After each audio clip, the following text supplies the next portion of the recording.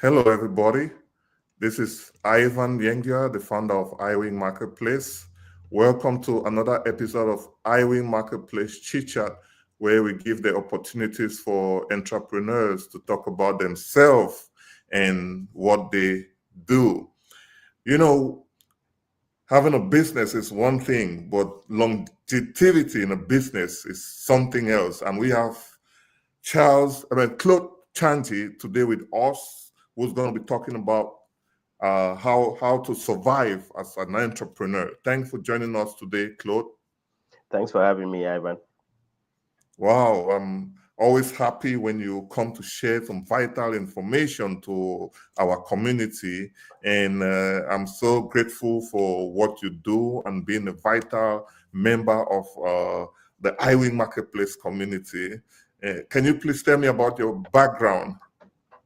Yes, definitely.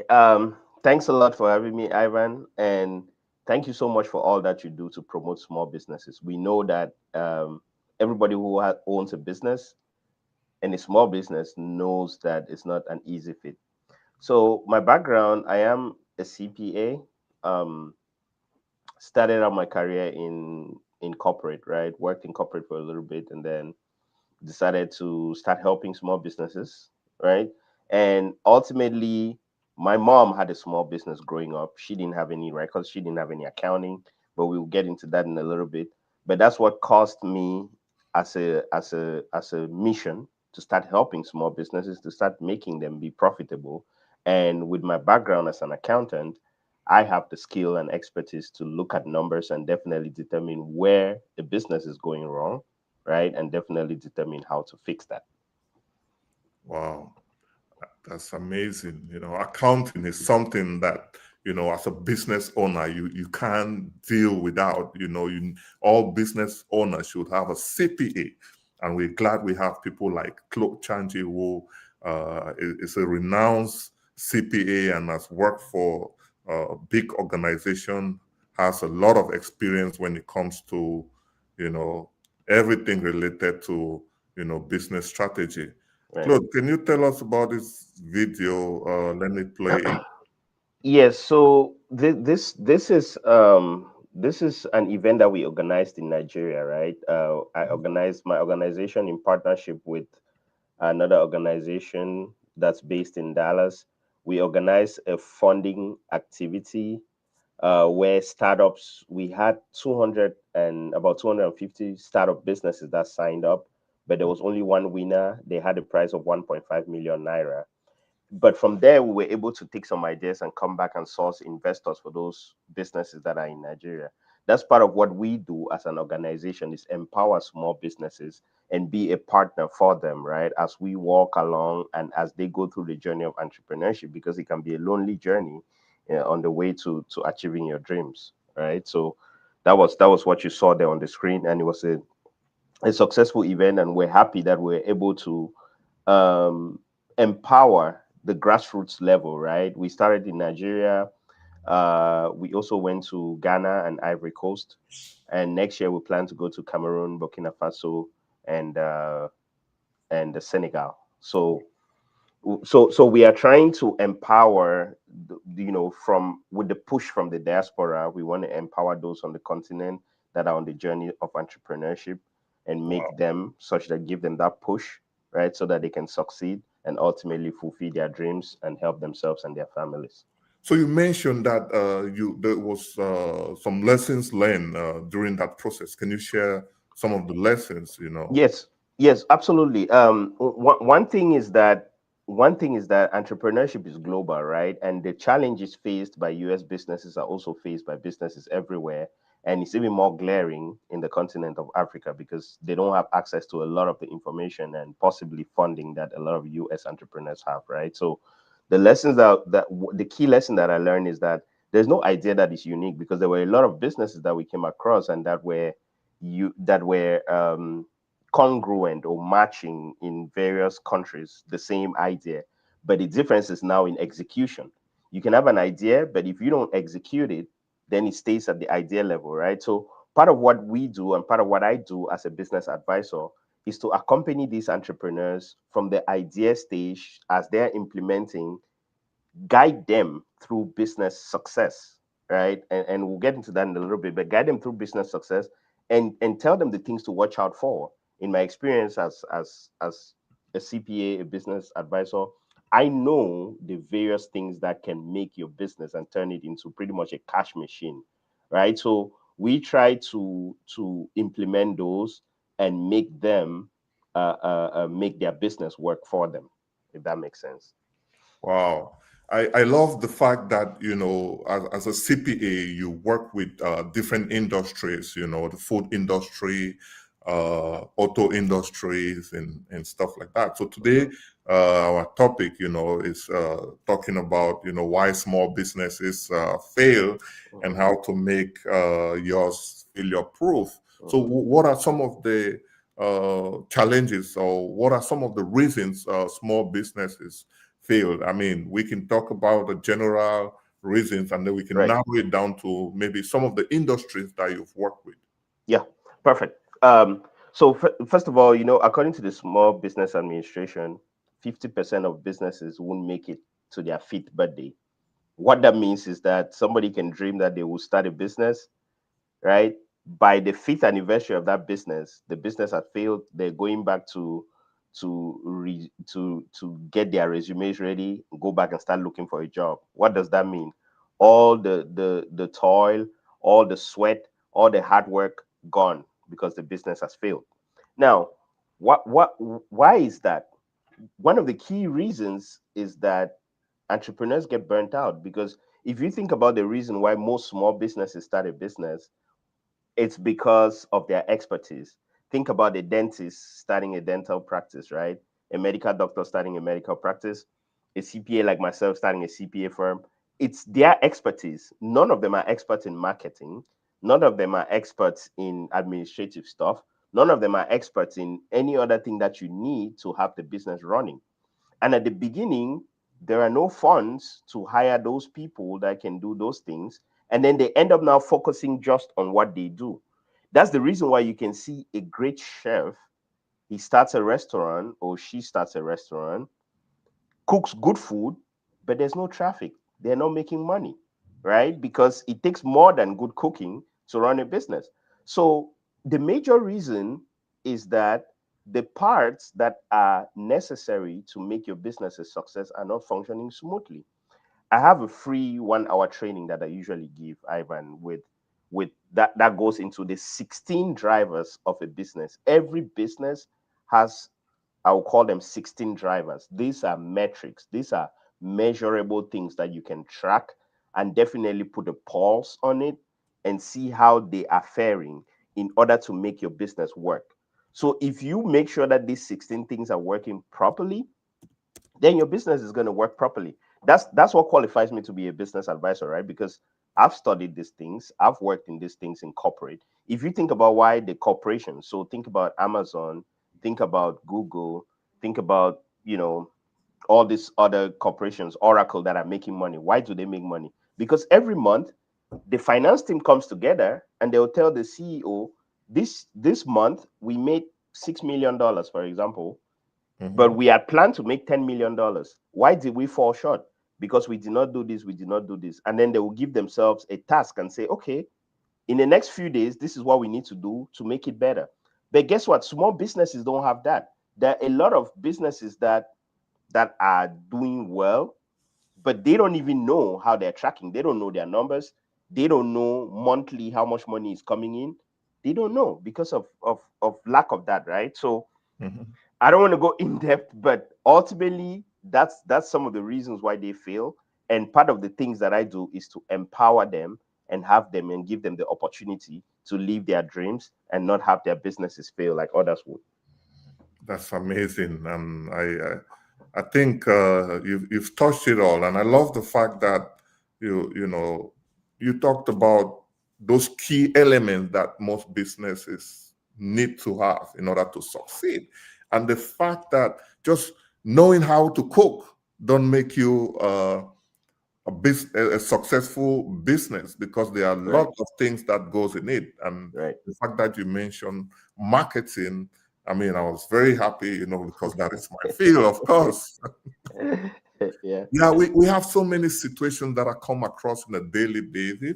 Uh-huh. Like I see so many ladies, signing like 5 years contract to have a salon building, to run a salon, but they don't have a strategy, they Mhm. don't have a branding, they don't even have a team of braiders that are they're gonna work with, Right.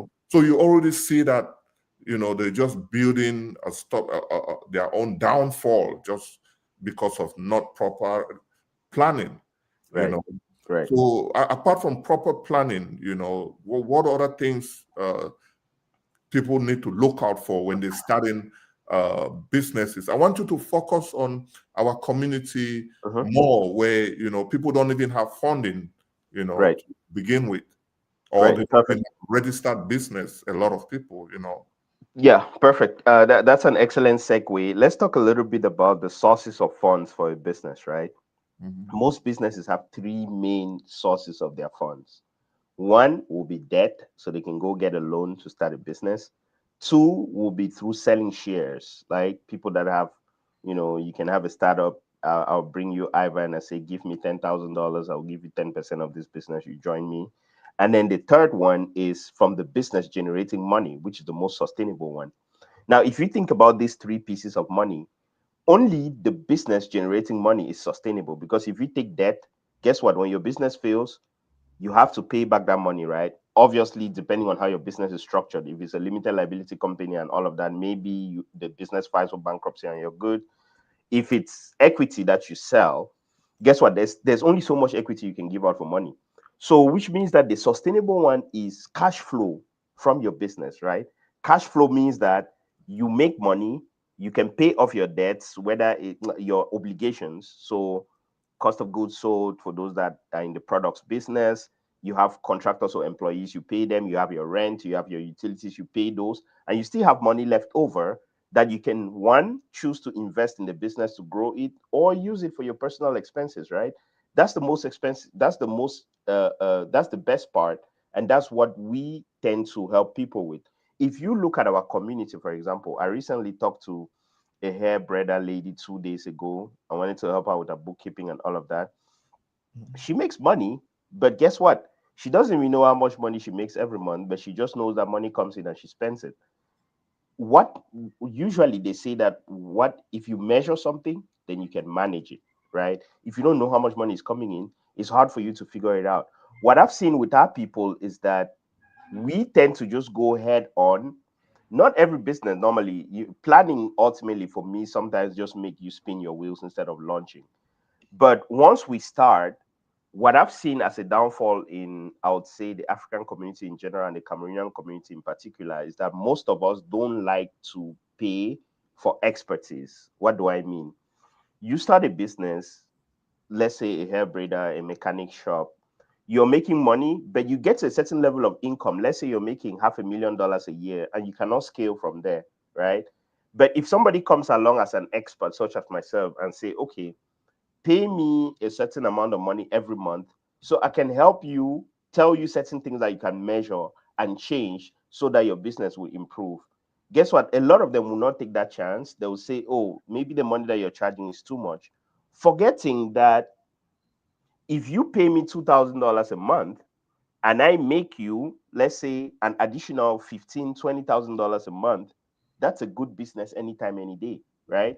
So for us, it's not only lack of funding. I think it's the lack of trusting experts and thinking that we know it all. Nobody knows it all, right? And even more so as a small business, I think we need to learn about getting into rooms with experts that can take us to the next level. And it all starts with transformation in the mindset, right? Even before you get to any type of um, rudimentary, I'd say, functionality, it comes with mindset first. So with our people, I think it takes a little bit more. Now, there are some people that have access to funds, maybe because their personal credit needs a little bit of fixing and things here and there. Those are some things that we can give guidance to. I give guidance on, and I can point you to banks that would give you maybe, a little bit of money with no documents. No documents means that you just apply with your social security number or your EIN, right? They don't ask you for a profit and loss. They don't ask you for bank statements. They give you a credit card, let's say 20, $30,000. Then you can use that as funding for your business and start going, right? I think the most important thing is to know that you've got help out there and ultimately you can use it. And let me shock you a little bit more, Ivan. The US is the singular place on earth with access to the most capital, right? Let me say that again. The US is the singular place on earth with access to the most capital to start your business, which is why if you see a lot of all these businesses, they want to have some kind of US presence, right? Incorporate in the US, get in the stock market and all of that because you have access to capital. Now, that if you're here and you're not using it, what good is it to you, right? So Right. that's part of what we do to empower small businesses to get access to capital and then ultimately help them as well to keep the business growing by generating consistent cash flow from their business. Nice. I mean, you're right. If you're in the US and then you're not taking advantages of all these benefits that you have, does it even make sense?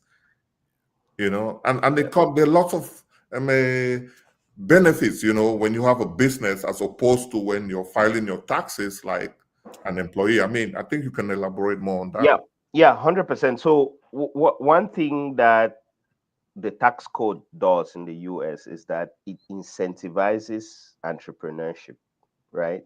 So if you think about, let's say, if you have a small business, if you have a business, there are things that you can write off. You can write off your office space, even if you have a home office, you can write off part of it. You can write off part of your cell phone. You can write off your car, part of your car expenses, right? You can write off a lot of things. Now, writing off means that you use it as an expense and then it reduces your taxable income and therefore reduces the taxes that you will pay. So the US tax code incentivizes people and gives you all these nuggets to use in order not to pay tax. Like, for example, if you're a real estate professional or a real estate investor and you take these steps, then you will not pay tax or you will reduce your tax by this much, which is why you see certain entrepreneurs would brag about living tax free, quote unquote, right? Because entrepreneurship causes you to do that. If you think about somebody who is a W 2 earner, you go to a job, you get paid W 2, they report it to the IRS. This is how much money we paid this person. You file your taxes. But if you're a business, you make money, you spend it, and then you tell the IRS the balance. I made $100,000 this year. I spent $95,000. My net income is 5,000. I'll pay taxes on that 5,000. So you make the money and spend it before you think about paying taxes. So if anything, that's why everybody glamorizes entrepreneurship, right? But it's not an easy road.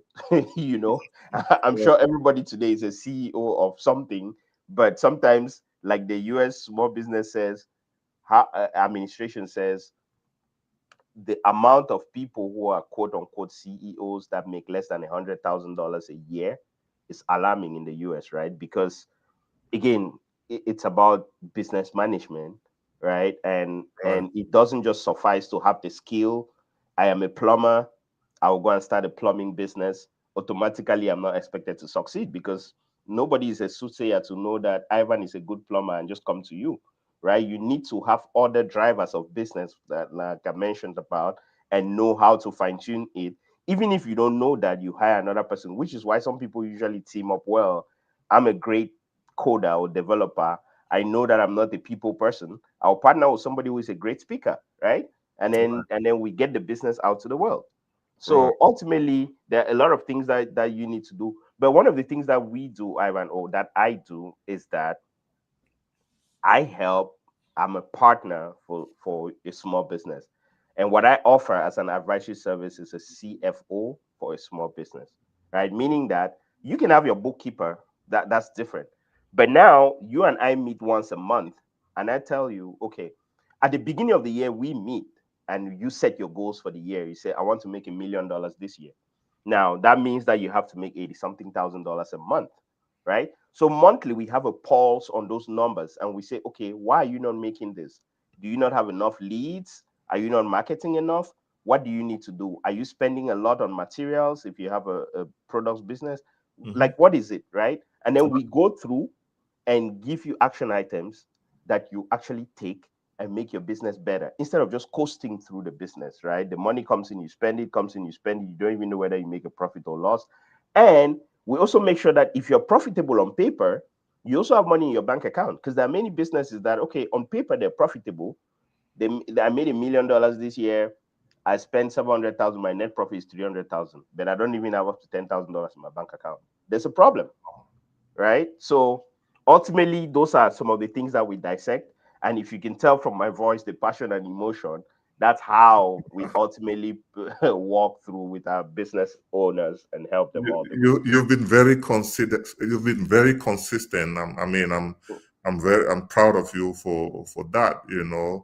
And one of the things I've noticed in our community is Mhm, people want quick success. mhm, mhm. Success is not overnight. Right. You have to go through the stages. Yeah. Yeah. So they have, especially when it comes to marketing, you first have to increase your visibility for people to know. People cannot buy what they don't know.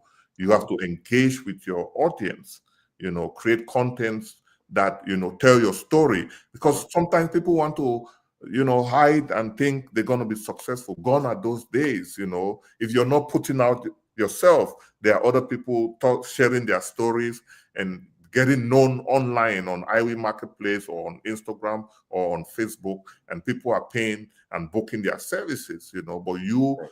you're like, oh, I'm not a social media person. Oh, I don't want to put my face out there. Nobody knows you. People can't buy what they don't know, what they don't see. Coca-Cola has been for ages, but they are still advertising. That tells you the importance of advertisement.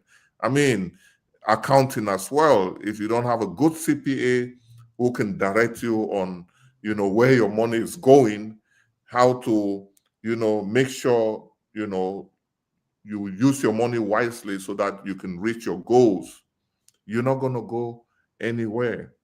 So, but let's start from the basics. Mhm, There's so many businesses out there in our mhm, community, people that mhm.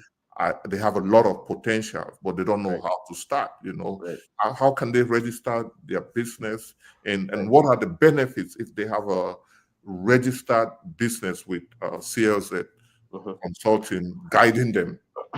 Yeah, perfect. And I saw you flash up the picture of the event that you and I organized, right? Right, And ultimately, I think Dr. Josie Ndukuye, she has a tutoring business, right, in the nursing school, and she's one of the people that I think you built the website for her. right. You've helped her create some of that visibility.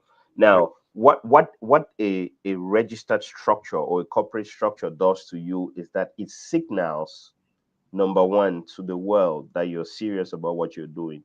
If you cannot take yourself seriously, how do you expect another person to take you seriously? It doesn't make sense, right?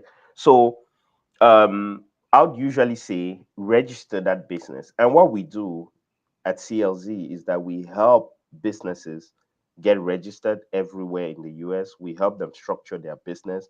We take them, from pretty much zero to hero. And we say outsource everything that has to do with reporting, business advisory, bookkeeping, accounting to us.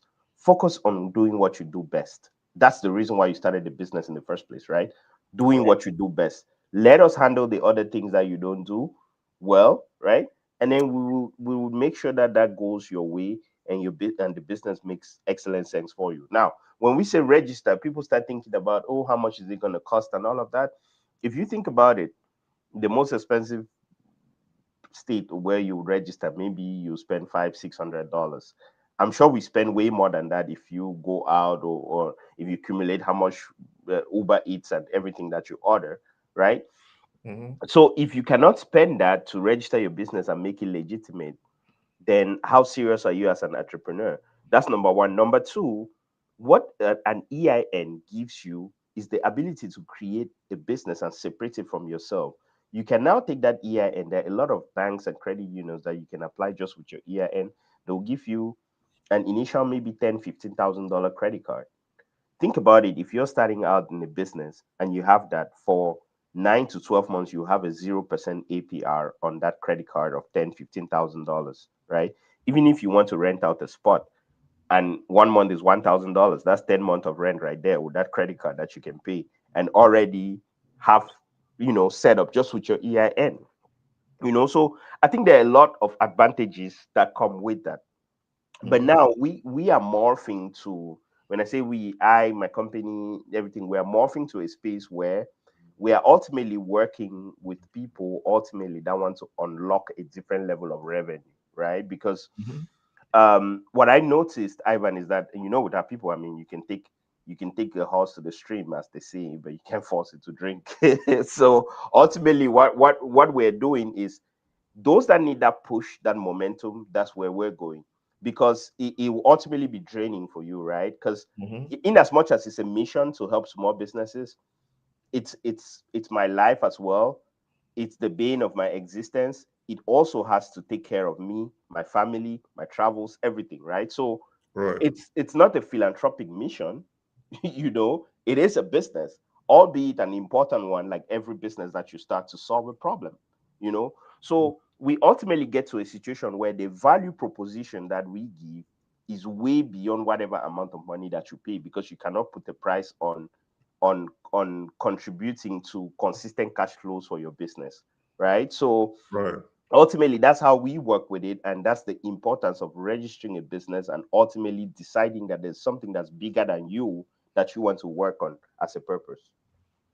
So let's say the businesses are registered now, Mhm, mhm, and they've been operating for let's say over a year, and mhm. they're catching on. What are some important things that businesses have to know in order to operate for a longer time past the 5 years mark? Right, right, perfect. So the first thing is to have a pulse on your numbers, right? You need to know, what are your numbers? How's my business doing?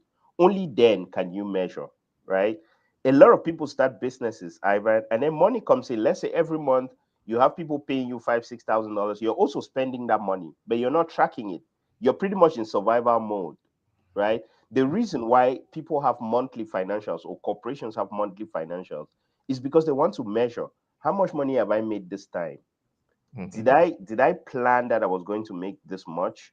If I'm making this much, so a quick example is, if I say that for the year I want to make $1.2 million, that translates to $100,000 a month, right? Right.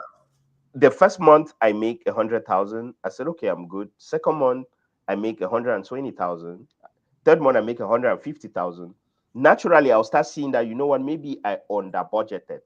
Maybe I should adjust my target for the year, right? Conversely, if you plan that you make $100,000 a month, but now you first month you make like 70,000, the other month 60,000, you're like, okay, you know what? Maybe I was too lofty in my budgeting, and then you can adjust. So the first thing as a business is to have a pulse on your numbers.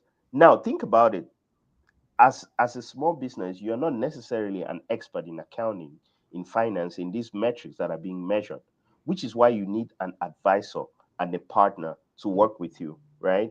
And you have to be, so for example, from the business advisory piece, you have to be at a certain level of income, right? If you make at least $500,000 a year, it makes sense to get an advisor.